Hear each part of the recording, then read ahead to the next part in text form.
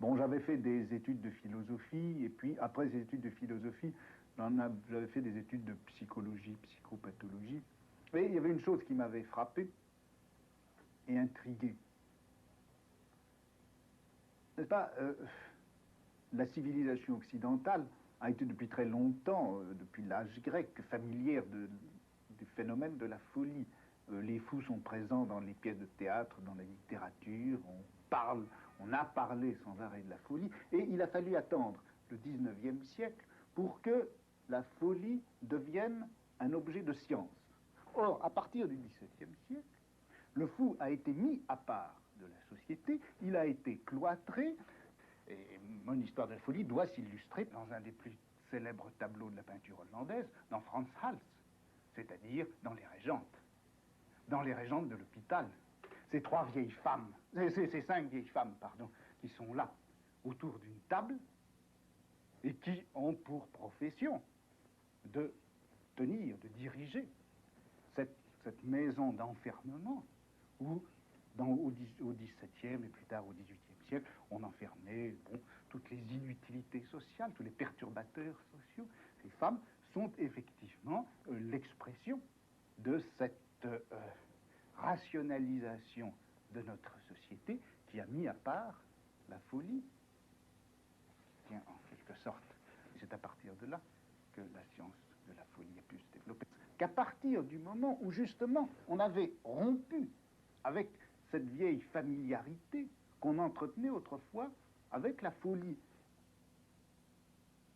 À partir de cette étude purement historique que j'ai faite, je me suis demandé si finalement nous ne nous faisions pas, nous autres occidentaux, de bien grandes illusions sur nous-mêmes. Nous nous imaginons volontiers que nous sommes une civilisation très tolérante, que nous avons accueilli toutes les formes du passé, toutes les autres formes culturelles étrangères à nous, que nous accueillons aussi toutes les déviations qui sont de l'ordre du comportement, du langage, de la sexualité, etc. Moi, je me demande si ça, c'est pas une illusion. Autrement dit, pour pouvoir connaître la folie, il a fallu l'exclure. Peut-être pourrait-on dire aussi que pour connaître les autres cultures non occidentales, les cultures dites primitives ou les cultures américaines, africaines, chinoises, etc., pour connaître ces cultures, il a sans doute fallu non seulement les exclure, non seulement les mépriser, mais les exploiter, les conquérir, et en quelque sorte, par la violence, les faire taire. On a fait taire la folie et on l'a connue. On a fait taire les cultures étrangères et on les a connues. Et peut-être également pourrait-on dire qu'il a fallu attendre le grand puritanisme du XIXe siècle pour faire taire la sexualité et la connaître enfin dans la psychanalyse ou dans la psychologie ou dans la psychopathologie.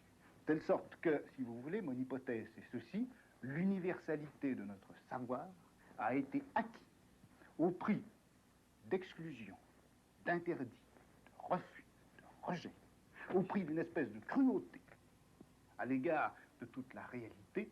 Alors j'ai essayé de voir si on ne pouvait pas, pour d'autres formes de savoir, rechercher aussi de quelle manière il s'était constitué, quelles en étaient les racines inconscientes, quelles en étaient les formes implicites, non présentes exactement à la conscience des savants à une époque donnée. Et c'est en gros ce que j'appelle faire de l'archéologie du savoir, n'est-ce pas?